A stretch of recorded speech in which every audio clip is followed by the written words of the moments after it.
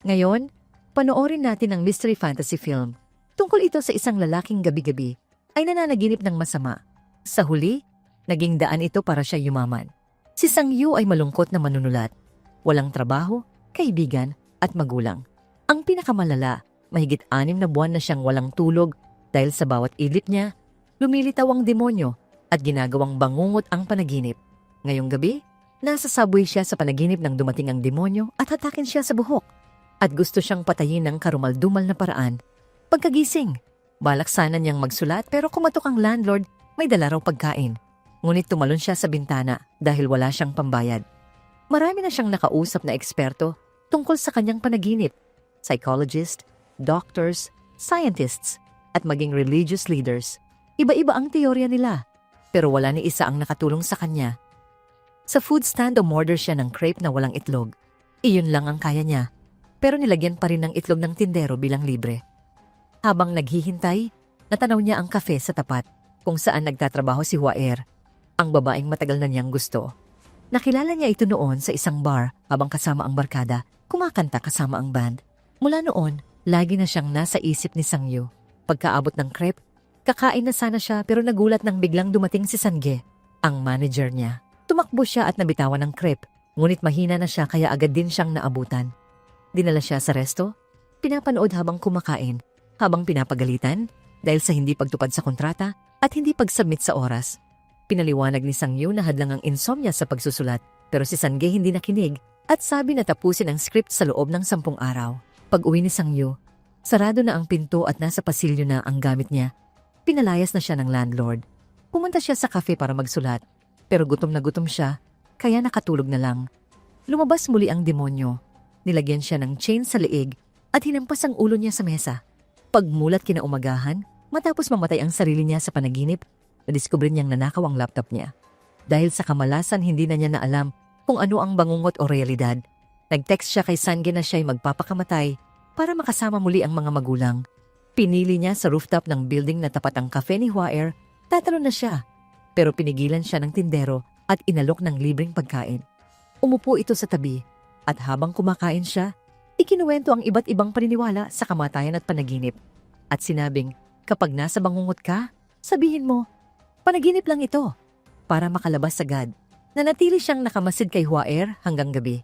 Saka ibinenta ang cellphone para may pambili ng pagkain. Sa convenience store, gusto na niya sana magnakaw, pero umatras nang mapansing may nakatingin. Habang kumakain sa labas, nagulat siya nang biglang lapitan ni Huaer na tila nag-aalala sa kanya. Pero hindi ito totoo. Nagkunwari lang pala ang demonyo at ginamit ang kaanyuhan ni Huaer at idiniin siya sa salamin. Pero sa mata ng store clerk, inaatake lang siya ng panic attack. Binuhat ng demonyo si Sang Yu, sinaksak ng espada hanggang tumagos. Hinawakan niya ang espada, naalala ang payo ng tindero at sinabing, panaginip lang ito. Kaya nagising siya bago tuluyang mahulog. Sa totoong buhay, tumilapon din siya at bagamat walang sugat, hawak pa rin niya ang espada ng demonyo. Tumakbo siya at tumambay sa parke magdamag. Sinusuri ang espada at tinitiyak na gising pa rin siya. Dinala niya ito sa flea market para ibenta at lahat ay interesado. Napagtanto niyang mahalaga ang espada. Dinala niya sa kilalang pawn shop at nagtawaran pero binili pa rin sa malaking halaga. Agad niyang ginastos, bumili ng bagong laptop, kumain sa mamahaling resto at tumuloy sa magarang hotel. Pagsapit ng gabi, uminom siya ng sleeping pills at hinintay managinip. Sa panaginip, nasa hotel pa rin siya, kaya lumabas ng kwarto at naglibot, bit-bit ang florera at sumigaw. Panaginip lang ito, pero walang nangyari. Hanggang lumitaw ang demonyo, aatakihin siya ng gintong palakol. Pinagpapalo siya at inihagis-hagis, kaya napuno ng sugat. Pero nahawakan niya ang palakol at sumigaw, panaginip lang ito. Muli siyang nagising na hawak ang gintong palakol. Walang kahit anong sugat. Ibinenta niya ito sa parehong pawn shop at agad ginastos ang pera. Bumili ng mamahaling damit, kotse at nag-inom sa bar kasama ang mga babae. Pagbalik sa hotel, hindi niya pinapasok ang mga ito. Binigyan lang ng pera at pinaalis. May bagong taktika siya, tinitigan ang larawan ng isang museo sa libro bago matulog at gumana. Dahil sa parehong lugar din siya napadpad sa panaginip. Naglibot siya at humanga sa mga antigong gamit bago umupo at hintayin ang demonyo. Ngayon, armado ito ng baril at hindi niya ito naplanuhan, kaya tumakbo siya at umilag. Pero nahabol pa rin siya at napatay. Nagising si Sang Yu sa hotel. Pero dahil wala siyang nakuha, uminom ulit siya ng sleeping pill para tapusin ang misyon. Sa panaginip, tumakbo ulit siya at umiwas sa ilang bala. Gamit ang matinding talon, dinampot niya ang antigong gamit at sumigaw. Panaginip lang ito at nagising. Dinala niya ang mga yon sa antique dealers na may koneksyon. Nakakuha siya ng 2 milyon at ilang tanong tungkol sa pinagmulan, pero naiwasan niyang sagutin. Paglabas, sinalubong siya sa galit ni Sange na akala'y patay na siya. Inaya niya itong kumain sa mamahaling resto at ibinalik ang pera para sa script, sabay sabing hindi na siya nagsusulat. Kinabukasan, pumasok siya sa cafe ni Hwaer, umorder ng latte at tinanong kung kilala siya, pero hindi. Tinanong din niya kung bakit binibenta ang kafe at sinabing wala ng customer at lumalaki ang utang habang tumatagal. Kinagabihan, nalasing si Sang Yu kasama si Sange na gustong malaman ang sikreto niya. Dinala siya ni Sange sa hotel at matapos ihiga, nagkunwaring aalis pero bumalik para silipin ang pitaka at check-in niya. Nagulat siya nang magising si Sang Yu na may gintong kadena sa kamay at nang malaman ang sikreto, nakiusap na isali siya sa negosyo. Pinag-isipan ito ni Sang Yu. Binili niya ang kafe ni Hwaer at sinabing siya pa rin ang mamamahala. Pati sila sa kita, pero siya ang sasalo sa lugi. Inaya siya nito sa hapunan para pag-usapan ang bagong negosyo at hinalan niyang may ibang gusto si Sang Yu bukod sa pera. Mula noon, madalas mag-adventure sa panaginip si Sang Yu habang binabantayan siya ni Sange. Minsan, ninakawan niya ang bangko at pinakita kung gaano na niya nakokontrol ang kapangyarihan. Nakakalaban na siya sa demonyo at napapagalaw ang gamit ang isip. Nakakapagdala na rin siya ng mas malalaking bagay gaya ng pulang kotse. Kalaunan, napuno ang kafe dahil pinaimbita ni Sang Yu si Sange ng mga tao sa kalye. Nag-iwan din siya ng bag ng pera para sa tindero ng crepe bilang pasasalamat sa mga libreng pagkain noon. Pagkatapos magsara, naglakad si Sang Yu kasama si Hwaer na agad nahulaan na isa siyang scriptwriter. Araw-araw na niya itong hinahatid at pinasakay pa niya sa pulang kotse na mula sa panaginip at sinabing para sa kanya iyon. Inakala niyang sikat na sikat siya. Naalala ni Sang Yu nang una silang magkita. Matapos ang show, nakita niya itong umiiyak dahil sa away sa ex at sinundan pa niya ito sa sinehan ilang beses. Nag-aya siyang manood ngayon at pumayag si Hwaer. Pero natanong nito kung kailan sila makakapanood na siya ang writer. Kaya't agad siyang gumawa ng totoong script at ibinigay kay Sange para basahin habang siya'y natutulog. Dahil laman ng isip si Hwaer, napanaginipan niya na nasa kama siya kasama ang maraming Hwaer, kaya agad siyang nagising at nadatnan si Sange na umiiyak sa ganda ng script. Doon nagsimula ang plano. Ibinenta nila ang script at sila pa ang nagpondo at kunin ang pinakamalalaking artista para sumikat ito. Gumawa pa sila ng espesyal na hapunan bilang parangal sa kanya at isinama niya si Hwaer bilang date. May espesyal pang presentasyon sa karir niyang gawa-gawa. Kunwari siya ang sumulat ng maraming hit pero di nagpakilala dahil gusto raw niyang mag-travel sa mundo. Makalipas ang ilang araw, sa panaginip, nakita niya ang kakaiba. Isang mongheng nagme-meditate nang kunin niya ang sinturon na durog ang kamay niya. Di siya sumuko.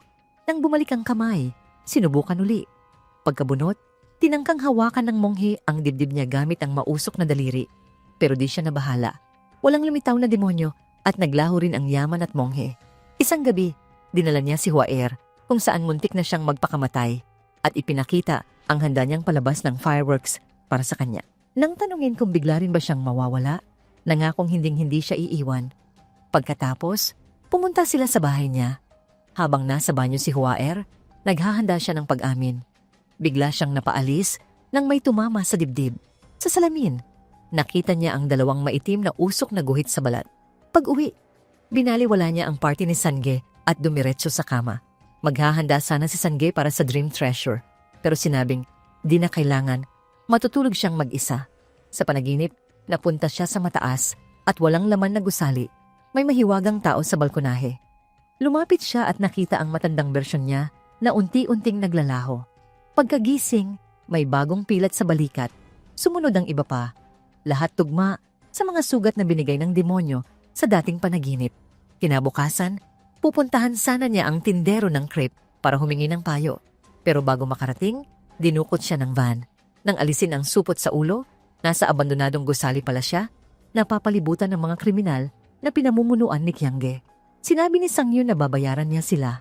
Nagkasundo sa 10 milyon at tinawagan si Sangge para dalhin ang pera.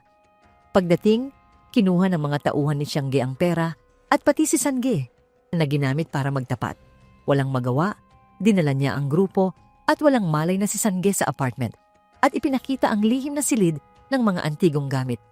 Habang pinipilit siyang magtapat kung paano nakuha ang mga ito, dumating si Hua Er sa gusali. Ipinahayag ng receptionist sa intercom, kaya pinaalis agad ni Sang-yu para sa kaligtasan niya. Nakita ng receptionist ang inis niya, kaya sinabing bukas pa ang pinto ni Sang-yu at pinayagang umakyat. Paglabas ng elevator, dinampot siya ng tauhan at dinala sa kinaroroonan ni Sang-yu. Tinukso siya ni Kyangge. Sinabing nagsisinungaling si Sang-yu, bagay na dinagustuhan ng isang tauhan na akala'y pera lang ang sadya. Bilang parusa, sinuotan siya ni Kyangge ng gintong knuckles at binugbog habang palihim nang nagigising si Sangge. Pagharap kay Hua Er, sinipan niya ito at sinamantala ni Sangge ang pagkakataon para basagin sa ulo ng tauhan ang hawak niyang plorera. Kinagat ni Sang-yu ang humahawak sa kanya at nakatakas, pero nasaksak siya. Tumakas silang tatlo habang binaril ni Kyangge ang binugbog niya, pero hirap makalayo si Sang-yu dahil sa sugat. Naabutan sila sa hagdan at nasaksak muli si Sang-yu, pero nagpaiwan si Sangge para harangan ang mga tauhan at makatakas sina Sang-yu at Hua Er. Di kinaya ni Sangge ang dalawang sanay na lalaki, kaya binugbog siya hanggang mamatay. Nahuli pa rin sila sa itaas. Binugbog at inihagis-hagis, walang pakialam kahit nasaksak ni Sang-yu sa likod. Nawalan sila ng malay at biglang nasa mahiwagang guho si Sang-yu, balot ng itim na likido na nawala nang siya'y gumalaw. Pagkalibot, hinawakan niya ang kumikislap na arko at nasilayan ang mga alaala ng huling buwan. Totoo at panaginip. Pati nung isinakay siya ng ambulansya sa labas ng convenience store. Pagkatapos, naglakad siya sa harap ng dambuhalang kristal at paulit-ulit itong pinaghahampas habang sigaw ng sigaw. Panaginip lang ito. Hanggang sa himatayin siya sa pagdurugo. Biglang nagbago ang anyo niya at nagiging demonyo. May biglang lumitaw na itak sa kamay. Pinaghahampas niya ang pader habang iniisip ang sarili bilang demonyo sa ilang nakaraang tagpo. Pero sa imahinasyon, hindi siya nakikinig lang. Binubugbog niya ang landlord at si Sanjay dahil sa trato nila sa kanya. Biglang nabasag ang pader. Lumabas ang demonyo. Sakto ring nagigising ang katawan niya. Walang alinlangan, pinagbabaril nito ang lahat ng goons. Pagkatapos, hinarap niya si Sang-yu para patayin. Pero napabulong ito ng, panaginip lang ito. At naglaho ang lahat ng antigong galing sa panaginip, sa bahay man niya o sa koleksyon ng mayayaman. Nawalan ulit ng malay si Sang-yu at paggising niya, balik siya sa gabing nasa labas ng convenience store. Natagpuan siya ni Hua Er. Naalala siya mula sa concert, kaya inuwi para pakainin ng totoong pagkain. Habang kumakain siya, sinabi ni Hua Er na nabasa niya ang kwento niya sa magazine. Maganda raw, kulang lang siya sa swerte para sumikat. Inalok siyang magtrabaho sa cafe ni Hua Er. Doon siya napaiyak. Lumabas na alam pala ni Hua Er na pinapanood siya nito noon pa. Makalipas ang ilang araw, nirigaluhan siya ni Hua Er ng bagong laptop para makapagsulat. Nakipagkita siya kay Sangge para isauli ang pera dahil gusto lang niyang magsulat ayon sa gusto niya at hindi sa napilitan. Tinanggihan ni Sangge ang bayad at dinagdagan pa dahil naibenta niya ang isa sa lumang script ni Sang-yu. Sa tuwa ni Sang-yu siya na ang nagbayad ng kanilang bill bilang selebrasyon. Makaraan ng ilang araw, masaya na siya sa buhay niya. Pumunta siya sa tindero para umorder, pero sinoli nito ang pera at ipinakita ang peklat sa tiyan. Dati rin siyang may kapangyarihan. Natutunan niya na mas magaan ang simpleng buhay. Habang nakikinig siya, lumitaw ang mga ruins mula sa huling panaginip.